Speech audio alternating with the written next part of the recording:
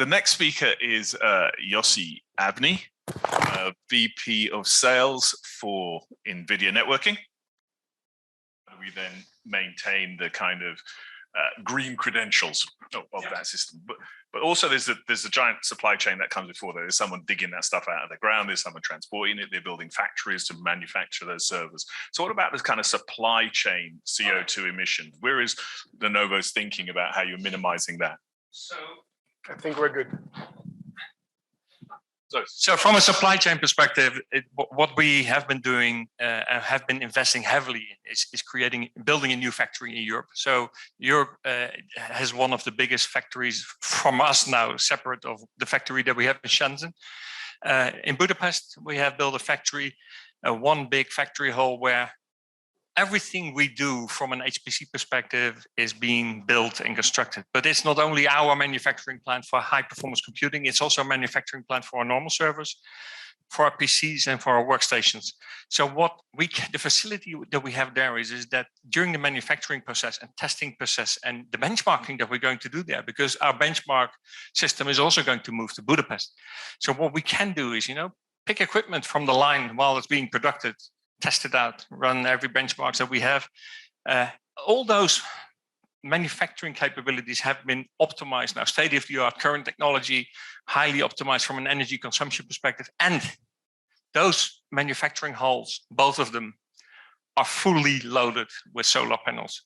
So the energy consumption that we have is mainly driven by the solar panels that we have on the roofs of our plants, both in Budapest, in Guadalajara, and also in Shenzhen and Taiwan. So heavily invested.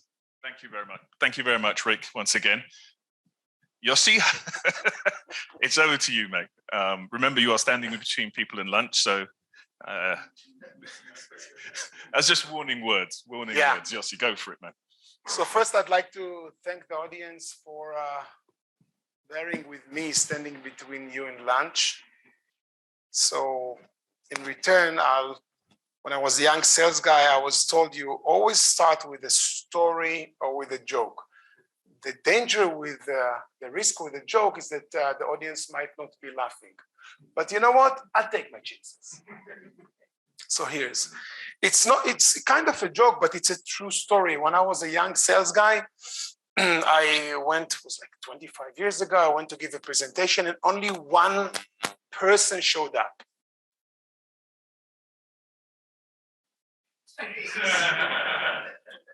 I wasn't sure to give the presentation or not, but I thought, you know what? The guy showed up, he brushed his teeth, he shaved, shoe shine. I gave the presentation. When I was done, he raised his hand and he said, you can't leave. And I said, why? He said, because I'm the next one to give the presentation. Yeah, so I'm glad you like it. We'll do it in a very focused way about what's the latest with NVIDIA. And let's start with that. And do we have Happy here? No, I want to thank Happy for the personal invitation. So what we see here is practically what we're doing. It starts with the hardware level and then system software and then different platforms and then the application frameworks. And that's basically the story of NVIDIA in a single slide. We look at ourselves as a full stack accelerated computing company. Let me say it again, full stack accelerated computing company. If you think about it, think about the future data center, Moore's law is dead. You all know the law that every 2 years you can double the amount of transistors per die size. Not possible anymore because the die size became so small and many giant companies out there found it very, very difficult to continue and go on with smaller and smaller geometries.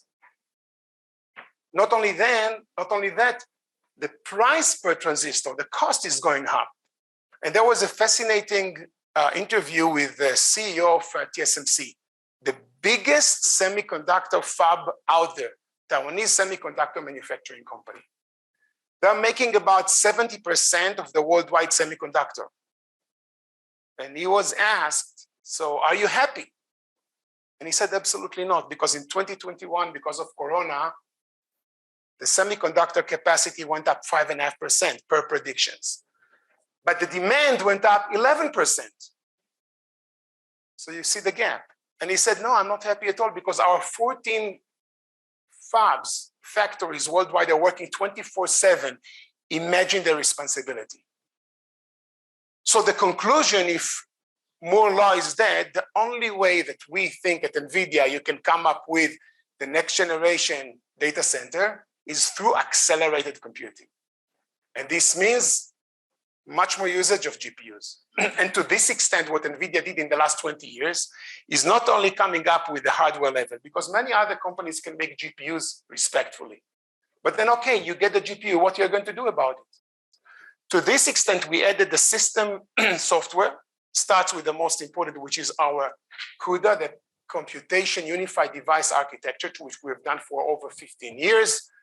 And then the different platforms, be it HPC, NVIDIA AI, and NVIDIA Omniverse, and on top the application frameworks. So if you're a startup company, you want to do image processing, you want to do NLP, natural language processing. With NVIDIA, you get a ready-made framework, off you go, and you can focus on your added value, which is develop your own software for whatever application you have in mind. We have today hundreds of applications that are already geared towards our GPUs with the necessary software stack and frameworks.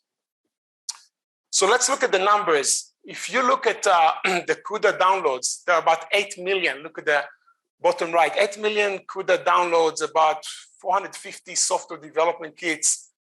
There are about 10,000 startups worldwide that are using CUDA from NVIDIA, and there are about 3 million developers. And if I'm to quote our CEO, Jensen, as a company, as a commercial company, you have to follow the developers. Because the more developers using your platform, the more the ecosystem is being created and platforms are being created. So to this extent, we're leading with number of developers that are using, and we're looking at something like 3 million developers. So look at our cloud native supercomputing. We came to a conclusion that if we want to continue and act as a major HPC player, you must provide a cloud native solution. And to this extent, we had a lot of cooperation with the leading companies out there. Doesn't matter which company you go with. Baidu, Alibaba, Tencent, Meta, Facebook, Microsoft Azure, Google, AWS, we support them all. And of course, on-prem as well. So as far as cloud native supercomputing, what we see here is that different examples of customers who already jumped the wagon, this including Los Alamos National Lab. There is the NVIDIA SuperPods, which provide a full end-to-end solution. And we provide the programmable compute, the computational storage, and the zero trust security, which we will explain how we actually achieve. So let's have a look at the cloud native supercomputing, how we drive application performance gains. And the idea is that, look at the different names here, be it BSC that we did together with Atos and Lenovo, be it different ones that we practically work with all the OEMs out there, be it Dell, HPE, Lenovo, Atos, and the others. And you can see here that in different applications, we provide already the framework as a ready to go. This one is interesting because it shows the supercomputing, which is enabled by our Quantum 2 IB platforms. So people ask us about, okay, what about your InfiniBand? Is it here to stay? What is it going to be in the future? And the answer is simple. As long as we can provide value to customer, and as long as we can support an ecosystem, InfiniBand is here to stay. So the major advantages of InfiniBand to HPC, I think you all know, is low latency and high performance. And if you add to that a lot of CPU offloading through RDMA mechanism and others, and if you add I/O consolidation, InfiniBand, and you hear it from us in a very clear way, InfiniBand is here to stay. Customers who prefer to go Ethernet, no problem. We've just announced the Spectrum 4. That's the first to the market, 800 gig per second, end-to-end switches, adapters, transceivers. We discussed the optics in the last comment yesterday. So transceivers and cables. So let's have a quick look on the Quantum 2 networking computing. We announced the Quantum 2 switch, the Connect X7 InfiniBand. So We call it Connect X. The X is a variable. It can support either Ethernet or InfiniBand. And I've mentioned yesterday that in the last quarter, we shipped 3 million adapters to the market, which means even though with allocation and delivery date issue and shortage of components, we still managed to ship more than 80% of the worldwide consumption of Ethernet NICs. So that's something which we take very seriously. We support all the hyperscalers that we discussed yesterday. This allows for better pricing and economy of scale. So the in-networking computing acceleration, it's all about how you're going to take advantage of the networking and offload the CPU as much as you can. So the idea is that let's allow the CPU, the host CPU, to do what it's supposed to do, which is running the application. There is no reason in the way we look at things to allow the CPU to do the network stack. In certain cases, it can go all the way up to 50% usage. Why? So what we do, we offload the CPU through an RDMA mechanism. And with our cooperation with different companies out there, we have also support for RDMA through GPUs. And then the CPU is actually doing what you expect it to do, which is running the application and provide a much better efficiency for the system. So a word about the DPU and the vision of the next generation data center. So imagine a data center with 3 main components. Here is CPU for multi-purpose applications. Here is GPU for accelerated computing, doing your most sophisticated, challenging workload. And here you go with the third component, which we call DPU, data processing unit. And the DPU is doing 3 major things. It will manage the data center calls on CPU and GPUs as needed by application and infrastructure workloads. It allows for zero trust communication inside the data center, east-west communication. And number 3, it allows with a powerful storage engine for accelerated storage performance. So let's have a look at the Bluefield programmable engines. And we think that the Bluefield, the DPU, would be able to replace 2 main components that are available today. Number 1, this is the future NIC. The way we look at it, the future network interface card, the future adapter is going to be a DPU card. Why? Because the DPU in an essence is just like a book. On the right page, this is the adapter, the connectors, which you know for many years and many generations. On the left page, as you can see here, there are 16 ARM microprocessor cores, which allows you to do data manipulation and any kind of programmability that you have in mind. So it's not just NIC, it's a smart NIC. It's not only smart NIC with many features, like RDMA offload, it's a smart NIC with programmability capabilities. So to this extent, we think that it will replace many of the FPGAs out there. Why? Because it allows for much simpler programmability and much easier way to implement whatever additional features you have in mind. Cloud native supercomputing, I think this one we discussed. And let's have a look at on the Bluefield DPUs as far as driving the data center efficiency. So what you see here in the graph that on the testing that we've conducted with third party, there is significant better data center efficiency when DPU is implemented. And we have now dozens of customers who already implemented DPUs. To name one is Cambridge University, many others. So this is not just a dream, it's something which is actually happening. And to this extent, Jensen, our CEO, put his personal commitment to make the Docker for DPU what is CUDA for GPUs. So Docker is practically data center on a chip architecture, and that's something which is actually happening. So engines, networking engine, storage engine, security engine, and an HPC and AI engine. In a nutshell, direct GPU connection to the network, and that's a traditional server. But if you look at what happens when you go from a traditional server for optimizing for accelerated computing, the GPU talks directly with the NIC. NIC talks directly with the CPU without necessary hopping of memory, you get better efficiency. I think I'm going to skip this one, and let's have a word about Ethernet accelerating what's going on today in the world. So if you look at the last top 500, and I have a graph of that, our GPU today accelerate 361 systems out of 500. That's the first time that we managed to get about 72% NVidia install base out of the top 500. Many of the others are old generations of Ethernet solutions. Thank you very much. I appreciate that. Thank you. And then we've got, just to say the highlights, we run today 5 of the top 10 supercomputers, and InfiniBand accelerates about 195. You can see also that we connect 37 supercomputers out of the top 50 green systems, and we are very proud of the cooperation with Lenovo, where our system together, Lenovo, NVidia networking and compute, managed to be the #1 green as far as emission in the top 500. I'm going to skip this one. Let's talk about this one. I think this is very interesting slide because completely independent to NVIDIA, it shows what are the trends on the market. This comes from the top 500 website, and this is interesting.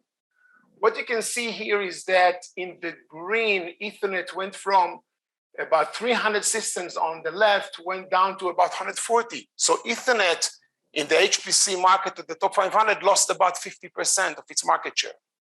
But if you look at the blue line, which is InfiniBand, it went up from about 125 to about 200, which is now the most prevalent networking protocol used in the HPC community.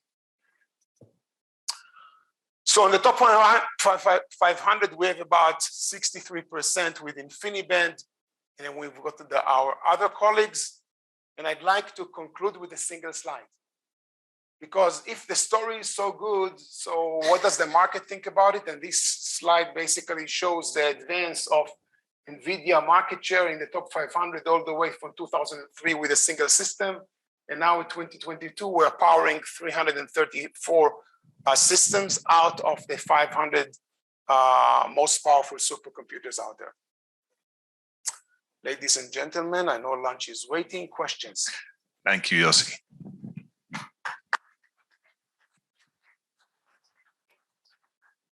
Any questions for Yossi before lunch? No. So I will ask a question. Please. So Yossi, you've shown your last graph was the kind of the rise of InfiniBand. NVIDIA-based systems on the top 500. Yes. NVIDIA interconnect. So that's InfiniBand, right? InfiniBand and Ethernet. Oh, okay. Okay. And I'll say it one more time. Right. We don't think we're smarter than our customers. So if your customer says, I don't want InfiniBand, all of my organizations is Ethernet, no problem, Ethernet it is. Right. Okay. So that 334 is both the InfiniBand and Ethernet interconnect. Okay. So what proportion of that would you think would be Ethernet versus InfiniBand? It's simple, about 200, 195, but round the numbers, about 200 InfiniBand, the rest is Ethernet. Right, okay.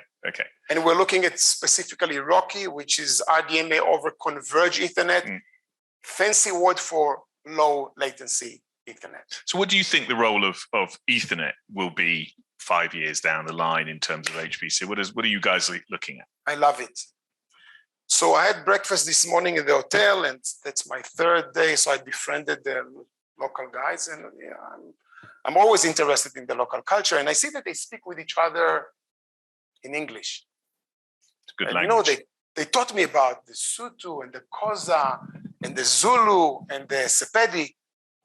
So I asked them, why don't you speak in local language? And they said, when we meet one of our colleagues, we don't know from which tribe or region he comes from, we resort to English. Guys, it's simple. Ethernet is the English of the world. Respectfully for the French. English, I said respect, guys, I said respectfully. English is the international language of the world. There's nothing you can do about it. From historical reasons, the British Empire, whatever. That's history.